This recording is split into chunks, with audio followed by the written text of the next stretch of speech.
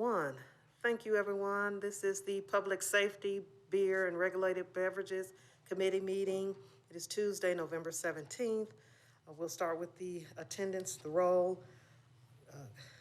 We have Councilman Nash, Council Lady Roberts, Councilman Rosenberg, Councilman Swope, myself, Councilwoman Gamble, and Council Lady Porterfield. We have a quorum with 6 present, and we will get started with the first item on the agenda. I don't have a consent agenda. We'll just go through each of these. There are not very many of them.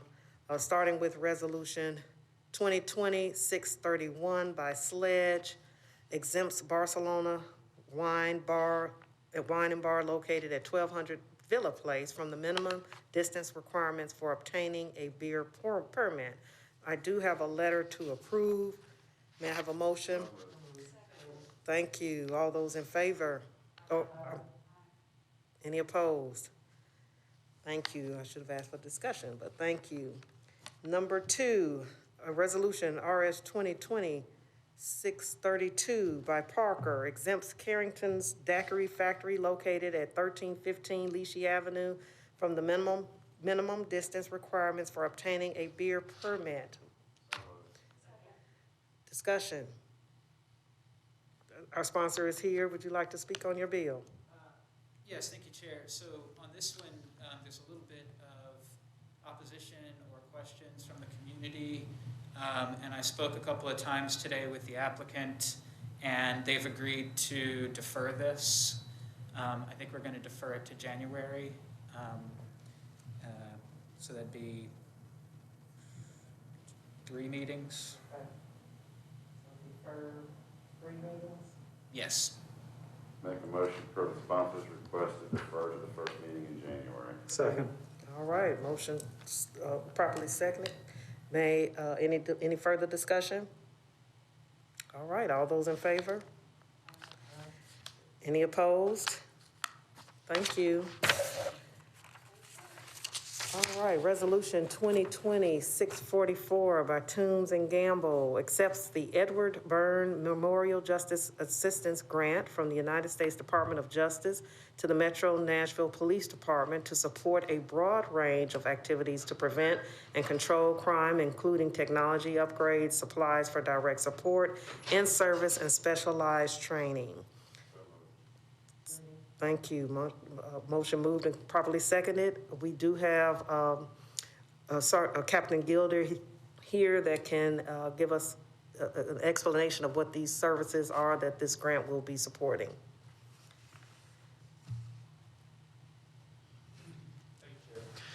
So this is the JAG grant that we apply for each year from the Department of Justice. It supports the purchase of equipment and training that we otherwise could not fund out of the budgets. Just as an overview of some of the things that we're primarily spending it on, some of the items are, a large part of it is the video production equipment to be used for training purposes, since we're having to do a lot of remote type training, and also for recruitment purposes as well. And then also one of the items that was discussed last night at Budget and Finance was a purchase of ballistic shields, which are able to be carried in patrol cars and in the event of like an active shooter type situation, if an officer, because we no longer wait for SWAT to arrive to those types of calls, we ask officers to go in and stop a threat if someone's actively killing individuals. So this provides them a little additional protection in those types of situations. So, and then the other big chunk of that is travel and training that otherwise we, aren't budgeted for. So. How are these ballistic shields different from the shields you use during dispersing crowds and that kind of thing? Yeah, so those are, you're talking about like civil disturbance type shields. Those are more of a plexiglass type light shield to stop rocks and bottles and such. These are ballistic shields that stop rounds from firearms. They're level 3 shields that, which is a rating similar to the body armor that we wear. Great, thank you. Thank you. Any other questions? Sure that you understand, for instance, the active shooter at schools, originally, it was always stay back, secure the scene, and wait for SWAT to get here. And after some of those school shootings where that strategy didn't prove to be very good, we now expect officers to go in. And this is protection for those officers. This is defensive equipment. This is not offensive. Thank you for that clarification. Any other comments? All right. All those in favor? Aye. Any opposed? All right, that one is approved. Now we are on bills on second reading. BL 2020-457 by Rosenberg, O'Connell, Nash, Sarara, Welch, and Benedict. Amends the Metro Code to restrict the Metro government from entering into agreements or contracts to acquire surveillance footage or data captured by technology owned by a person or business without the direct consent of that person or business, and to clarify that the existing prohibition on the operation of license plate scanning equipment pertains to the scanning of license plates within the public right-of-ways. All right. Moved and properly seconded. Our sponsor is here. Would you like to speak on your bill? There are two elements to the bill. There's the surveillance equipment piece, and then there's the cleaning up ambiguous language of the LPRs. Since there's an appetite for a larger discussion around LPRs, and this has become the flypaper that attracts everything related to LPR, we're going to handle that as a separate bill. So the substitute just retains the surveillance access portion and gets rid of that. So I'd like to move that, please. So we're moving the substitute first. All right, thank you. All those in favor? Any opposed? All right, now we'll move the bill as substituted. Second. Any discussion on the, Councilman Pulley? Just briefly, I just want to get this on the record. So currently, as I understand the process with really it's the ring technology we're talking about here. If there is an incident, the police then would go to ring through this app, which first of all, I understand that we're not a part of this process now. Is that correct? Mr. Cooper? Yeah, so our police department does not have an agreement, but should they enter into this agreement, then they would request video technology from those customers of Ring or whatever, Amazon or whatever you want to name it, through this video app.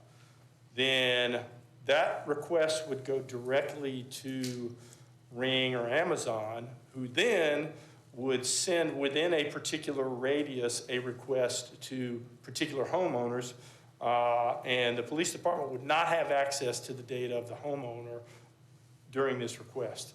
My understanding is then that request is sent in the form of a written text, and this written text also provides each and every homeowner the opportunity to either not respond to it or respond to it or opt out of future contact regarding their videos.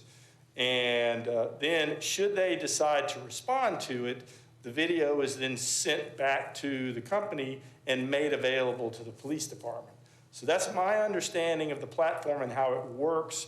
So my question to you, Mr. Cooper, is if we pass this bill, does that satisfy the direct consent component of what's in the legislation?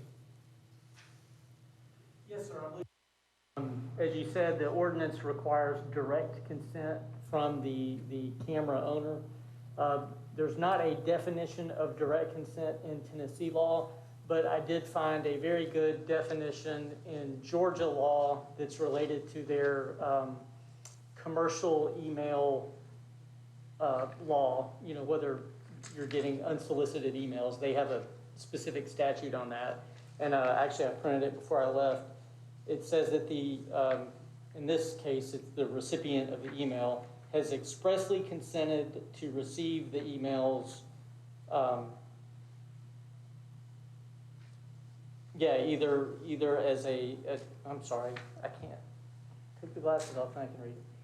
to receive email advertised from the advertiser either in response to a clear and conspicuous request for direct consent or at the recipient's own initiative. So I think the way I would interpret direct consent is as long as there is a solicitation made to the homeowner and the homeowner affirmatively responds, yes, I want this video footage to be provided to the police, then that's sufficient. I don't think a adhesion type contract where, like those click to accept, where you don't have any choice. If you either click it or you don't get the app. I don't think that would suffice as direct consent. But as long as it's a separate acknowledgement that they're showing their intent to be part of it. So in the platform, the consent is not being directly solicited by the police department, and that's not a component. As long as there's a direct documentation of that consent, that would be sufficient. So the legislation, in effect, would not hamper this kind of a platform which is currently being used. It really would simply address any platforms that decide to get outside of this particular model. Is that right? Correct. The police department would be able to continue doing what they're doing today. Okay. Just want to be clear about that.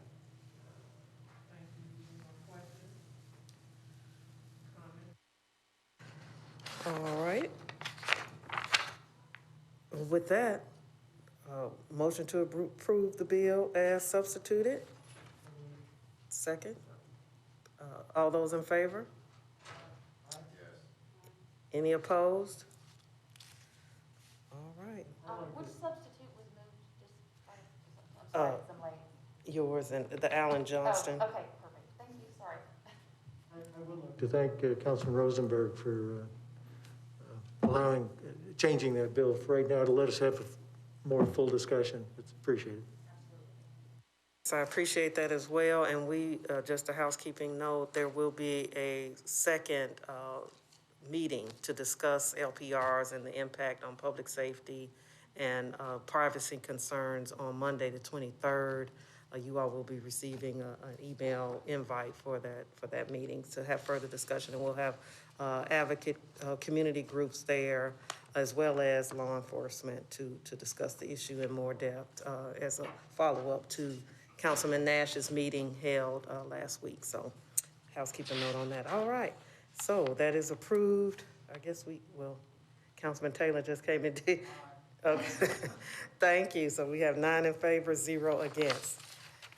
BL 2020-494 by Stiles amends the Metro Code relative to the use of license plate scanners by law enforcement for the prosecution of reckless drivers.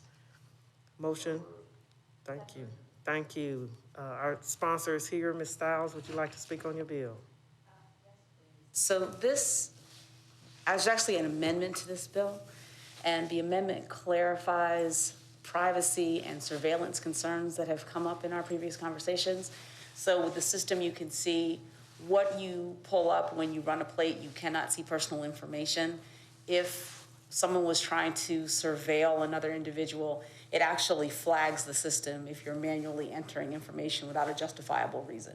So it clarifies that, and also storing the data for 60 days, and that the data is not shared with any other police department unless it pertains to that specific offense. Any other questions on the amendment? So the amendment, and I do see Council Lady Porterfield's hand, for my question, the amendment clarifies how the data will be pooled or generated. Okay. Council Lady Porterfield? Okay. Thank you, Madam Chair. Captain, how does the police department weigh in on this? So I've not read the amendment that's just been proposed. Obviously, we would like the ability to utilize, we are currently utilizing LPR technology, but it is a technology that we are very interested in. We think it has a lot of large impact on public safety. We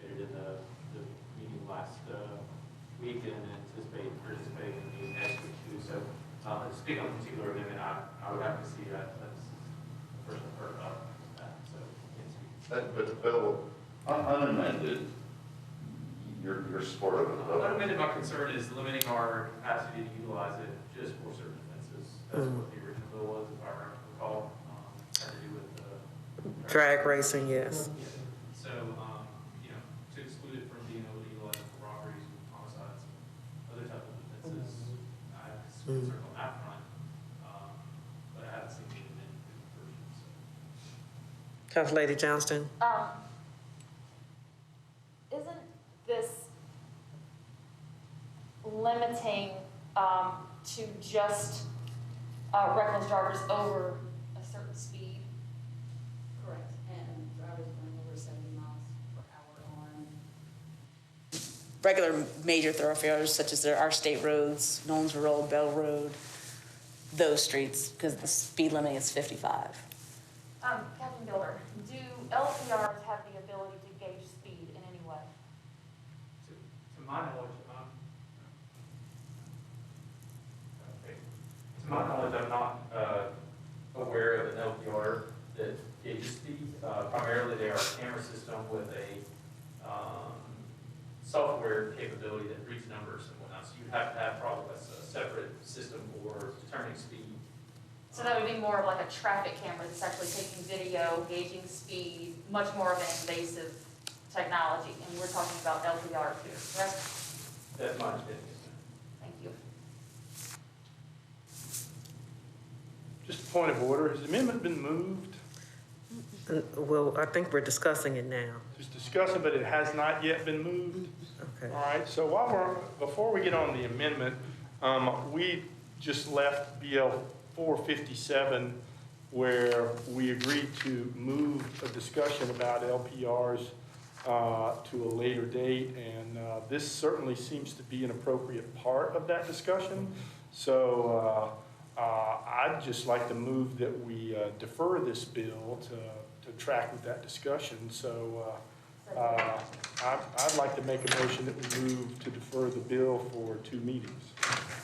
Second. Any discussion on deferring the bill? Council Lady?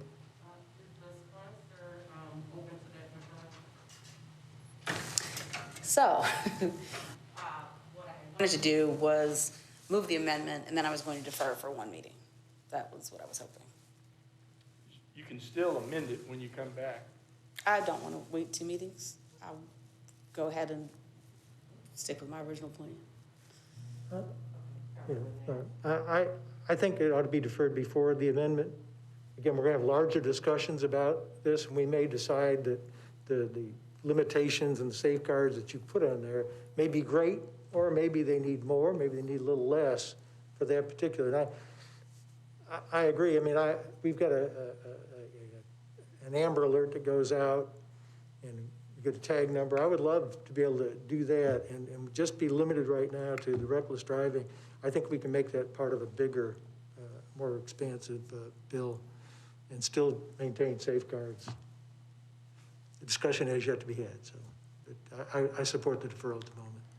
So, Mr. Cooper, just to clarify, so if we are now looking at deferring the bill, how does that impact the amendment? We don't have to rule on the amendment? No, the amendment would just come back the next time the bill comes back. Thank you. And I am supportive of getting rid of the reckless drivers in our part of town. I mean, I hear from the same people you do. Any further discussion on the motion on the table to defer, I guess, 2 meetings, you said?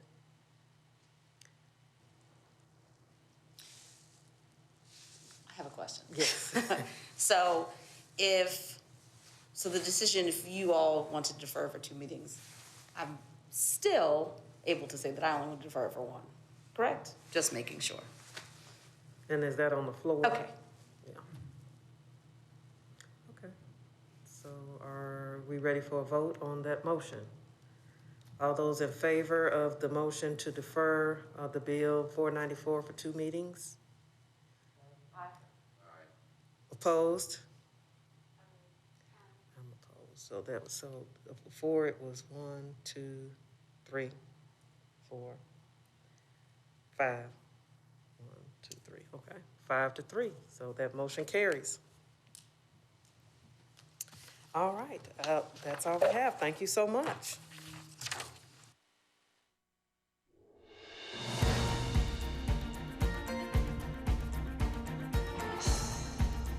This has been a service of the Metro Nashville Network. If you would like to see this presentation again, or for more information about this and other programs, visit nashville.gov.